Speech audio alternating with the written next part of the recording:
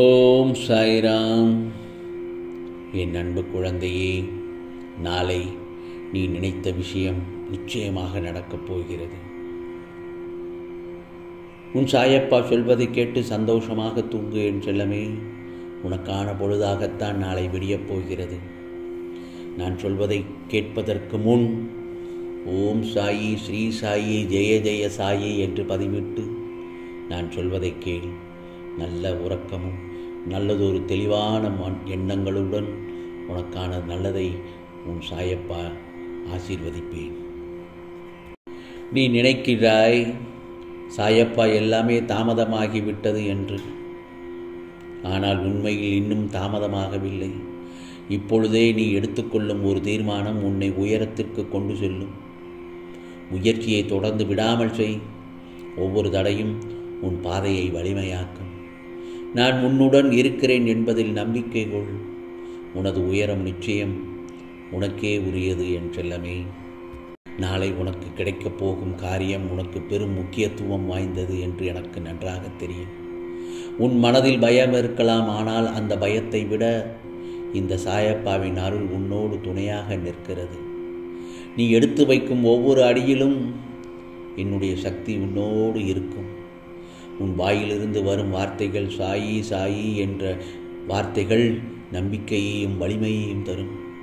தடைகள் வந்தாலும் அவை உன்னை தாண்டி சென்று வெற்றியின் கதவை திறக்க வைக்கும்.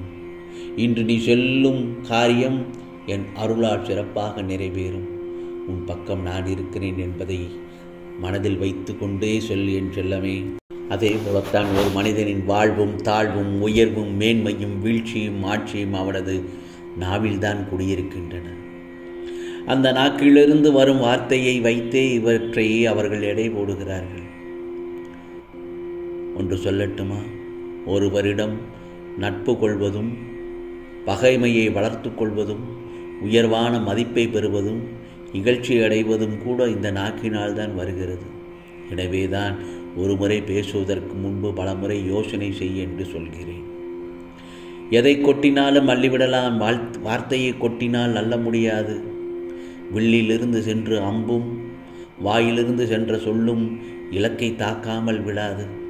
அதை திரும்பவும் பெற முடியாது. அதுதான் முக்கியம்.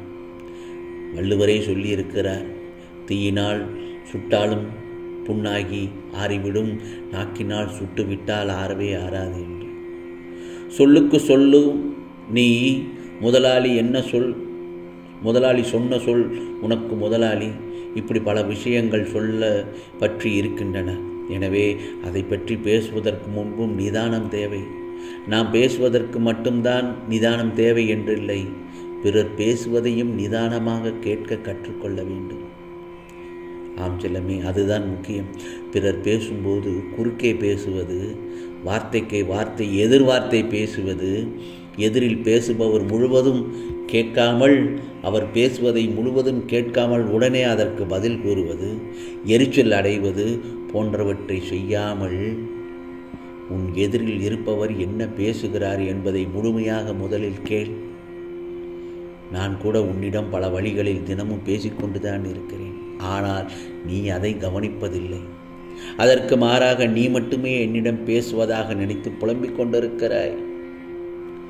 இனிமேல் நீ யாரிடமும் பேசினாலும் பேசுவதற்கு முன்பு இதை பேசலாமா வேண்டாமா என்பதை பலமுறை யோசனை செய். அதே நேரத்தில் புறங்கூறுதல், மற்றொருவரை பற்றி பின்னால் பேசுவது, பிறரை தூற்றி எதிரில் இருப்பவரை புகழ்ந்து பேசுவது, காரியத்தை சாதித்து கொள்ள நயந்து பேசுவது போன்றவற்றை எல்லாம் விட்டுவிடு. உன் சாயப்பா சொல்வதைப் போல் நட. உண்மையை உள்ளபடி சொல். பொய்யை சொல்லும் அவசியம் வருவதை தவிர்த்து விடு. பிறர் உன்னை ஆதிக்கம் செலுத்தும் வகையில் பிறரை அதிகமாக உன்னிடம் பேச விடாதே. நீயும் பிறரிடம் சிக்கிக் கொள்வதைப் போல பேச்சை விட்டு விடாதே. நான் சொல்வதெல்லாம் என்ன தெரியுமா? வார்த்தைகளை வெளியே அதிகம் கொட்டாதே. என் வார்த்தைகளின் மீது நம்பிக்கை வை. நான் பார்த்துக்கொள்கிறேன் என் செல்லமே. நான் சொல்வதை கவனமாக கேட்டு அதன்படி நடந்தால் உன் வாழ்க்கை வசந்தமாகும். வாழ்க்கையில் உனக்கு ஏன் தைரியம் என்பது இல்லாமல் எதற்கெடுத்தாலும் இப்படி புலம்பிக் கொண்டே இருக்கிறாய் என்று நான் உன்னிடத்தில் பலமுறை கேட்டிருக்கிறேன். எதற்கெடுத்தாலும் பயம், எதற்கெடுத்தாலும் அது ஆகிவிடுமோ இப்படி ஆகிவிடுமோ என்ற எதிர்மறை எண்ணங்கள் அதுதான் உன்னை தடுமாற வைக்கிறது.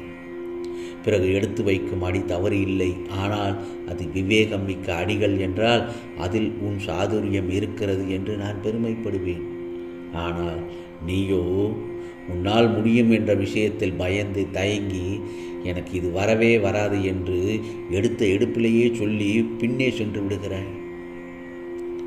அந்த சமயத்தில் உன் சாயப்பா உன் தலையில் கொட்டு வைக்கலாம் என்று கூட தோன்றும்.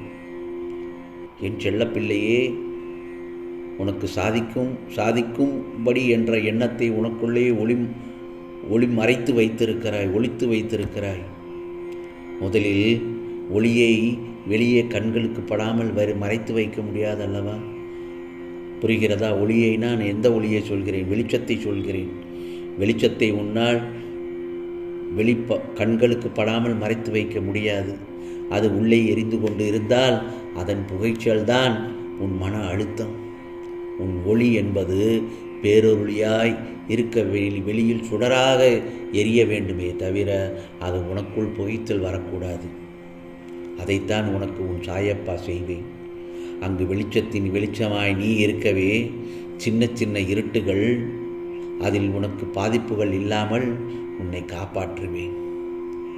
ஆகவே மனவேதனை அடையக்கூடாது. நீ என் மடியில் அமர்ந்திருக்கும் செல்ல குழந்தை. உன் தலையில் மகுடத்தை சூட்டுவேன். இது உன் சாயப்பாவின் சத்திய வாக்கு. உன் கண்களுக்கு தெரியவில்லை என்பதால் உன்னை விட்டு தூரமாய் நிற்கிறேன் என்று நீ நினைக்கிறாய். உன் அழுகையை பார்த்துவிட்டு எப்படி நான் அப்படி நிற்பேன்? என் உயிரல்லவா நீ? உன் துன்பங்கள் நிலையில்லாத ஒன்று, ஆனால் அது தொடர்கின்றது என்று வருத்தப்படாதே. வாழ்க்கை பாடம் அனுபவத்திலும் துன்பத்திலும் பெறப்படுகிறது என் செல்லமே. முதலில் உன்னால் முடியும் என்று நம்பு. நீ பாதி தூரத்தை கடந்திருப்பாய் என்றால் நிச்சயமாக உனக்கான பாதி கதவுகள் திறந்திருக்கும். அதில் முழு மூச்சோடு முன்னேறி சென்றால்தான் உனக்கான முழு கதவையை திறந்து நீ அதில் சென்று வெற்றி கனியை பறிக்க முடியும் என் செல்லமே. கவலைப்படாதே. இன்று நான் சொல்வதை கேட்டுவிட்டாய் அல்லவா? உனக்கானது எல்லாம் நிச்சயமாக நல்லபடிதான் நடக்கப் போகிறது. நீண்ட நேரமாக ஒன்றை சொல்ல காத்திருந்தேன் என்றேன். உனக்கு நான் சொல்லிவிட்டேன். நான் சொல்வதை மனதில் முழுவதுமாக ஏற்று செயல்படு. நாளை பொழுது உனக்கான பொழுதாகத்தான் விடியப் போகிறது. நல்ல பொழுதாக விடியும். நீ நினைத்த விஷயங்கள் எல்லாவற்றையும் நடத்தி காட்டுவேன். ஆம், இது சாயப்பாவின் சத்திய வாக்கு என் செல்லமே. உனக்கானதெல்லாம் நிச்சயமாக நல்லதே நடக்கும், நல்லதே நடக்கும். ஓம் சாய்ராம், ஓம் சாய்ராம். ராம்ஜி அருள் கிடைக்கட்டும்.